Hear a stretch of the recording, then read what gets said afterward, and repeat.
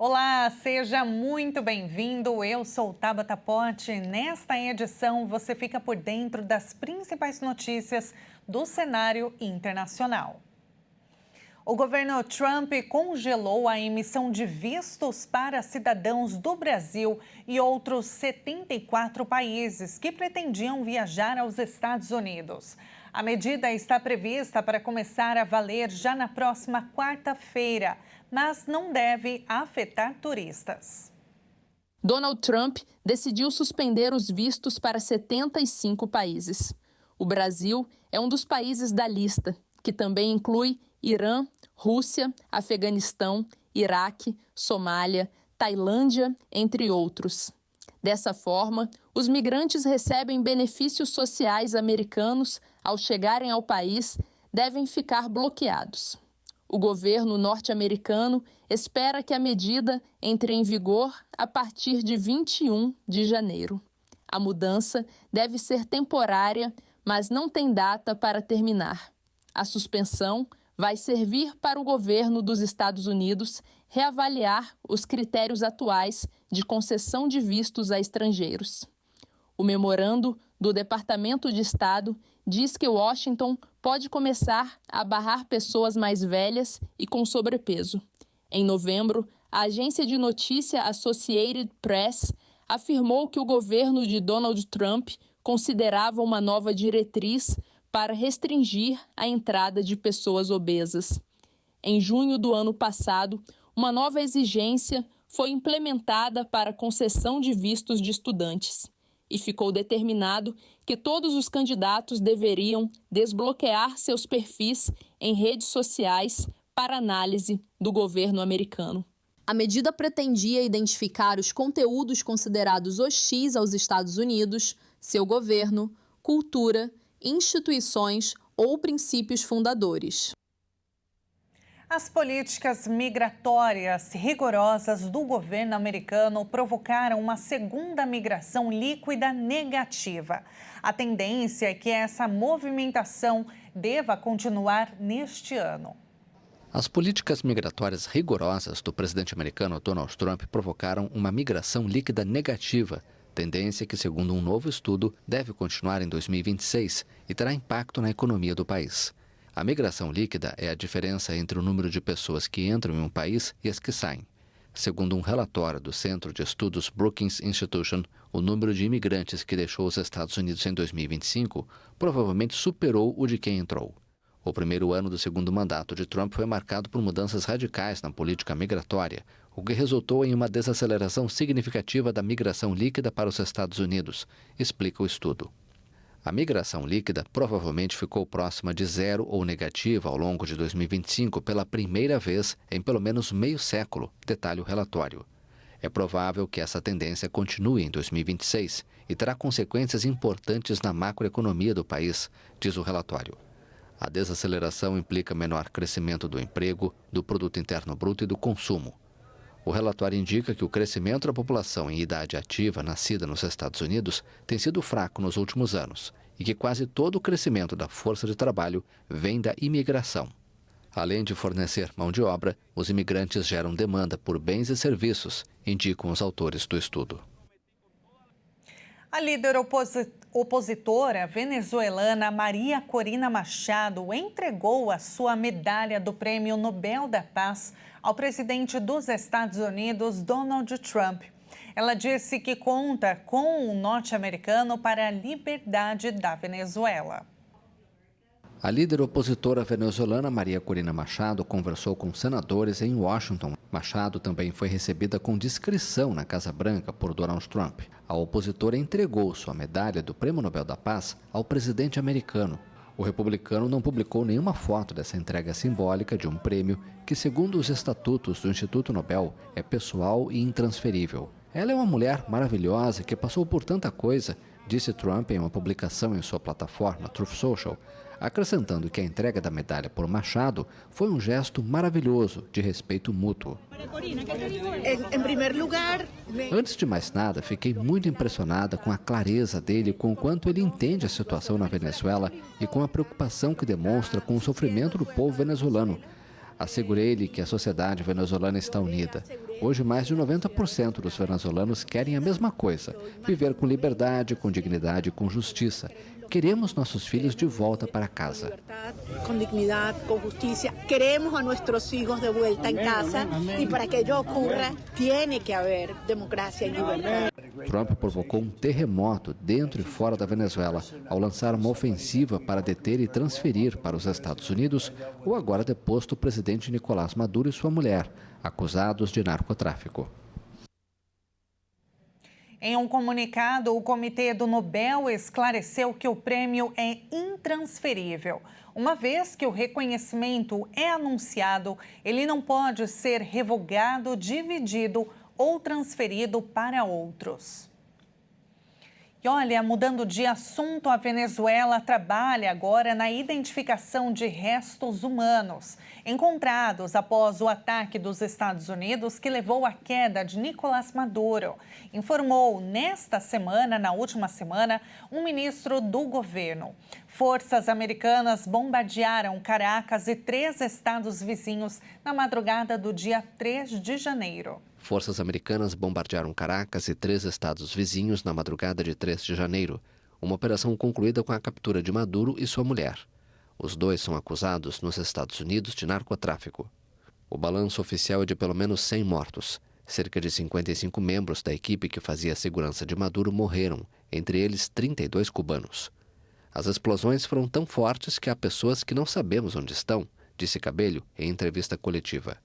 A polícia científica e a medicina forense realizam estudos para analisar o DNA dos mortos no ataque militar americano, disse o líder chavista. A Justiça da Suíça decretou a prisão preventiva do dono do bar onde houve um incêndio fatal.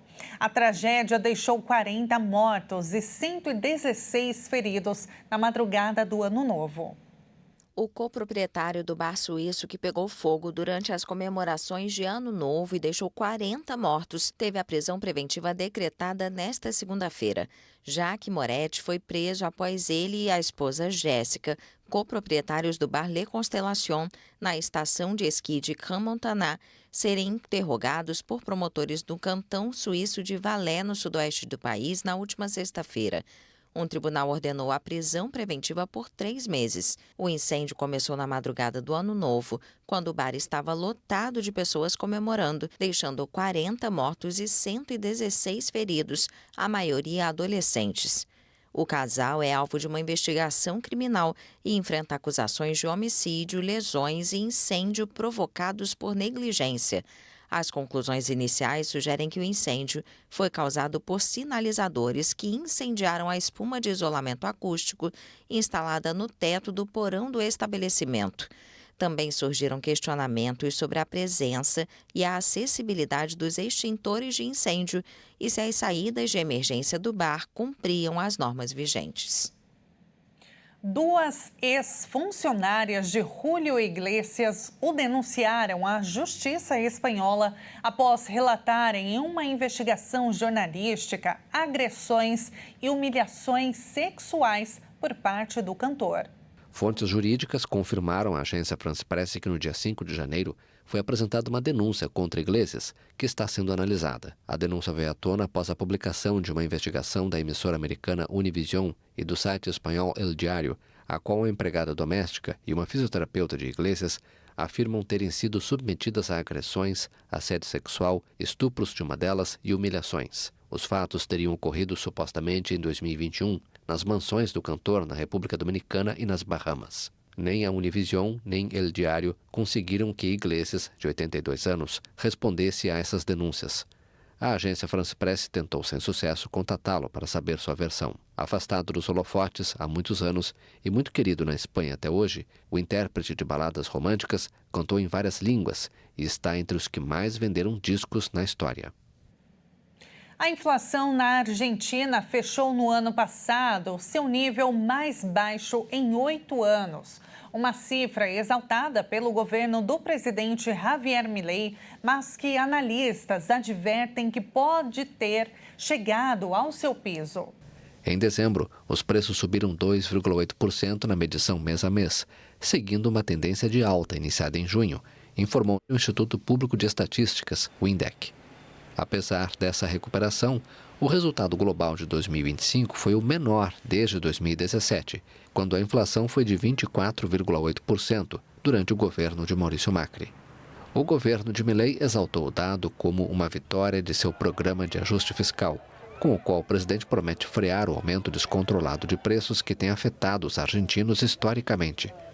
Ao assumir o comando da Argentina em 2023, Milei desvalorizou o peso em mais de 50% e acionou a chamada motosserra, um conjunto de medidas com as quais reduziu gastos e congelou orçamentos. Mas economistas advertem que a inflação de dezembro acende sinais de alerta. O dado de inflação de dezembro foi ruim, disse a agência France Presse Guido Zac, diretor da área de economia dos Centros de Estudos Fundar. O especialista destacou que se trata do 7º mês consecutivo de aumento do índice de preços. Guido acrescentou que os processos de desinflação não são tão rápidos e tão lineares como sugeriu à sociedade o presidente Milei, que prometeu que a inflação logo seria apenas uma lembrança ruim para os argentinos.